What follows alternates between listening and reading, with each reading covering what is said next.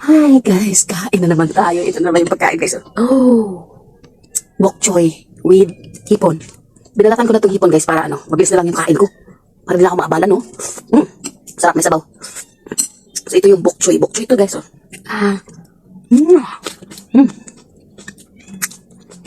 Sarap.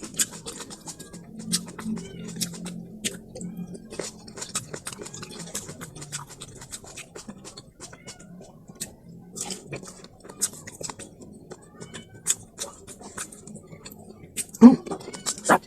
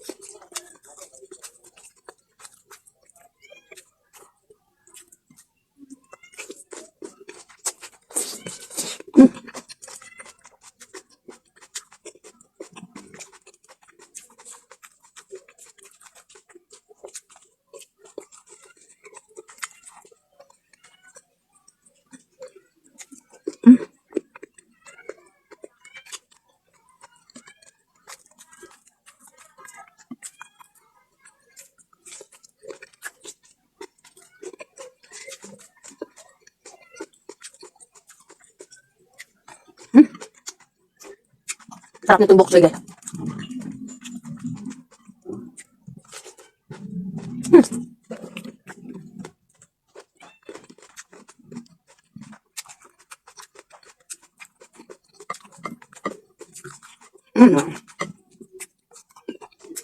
Dami.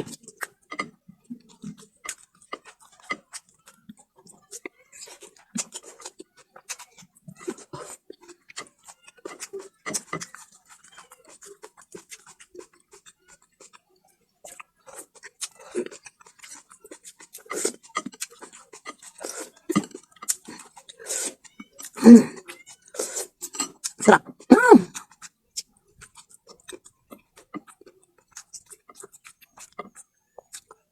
Tamis-tamis pa.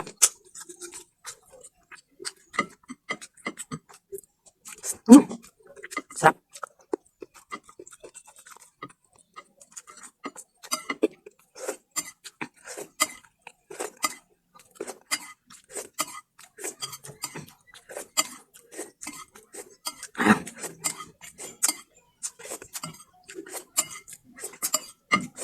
Sarap guys. Sarap-sarap.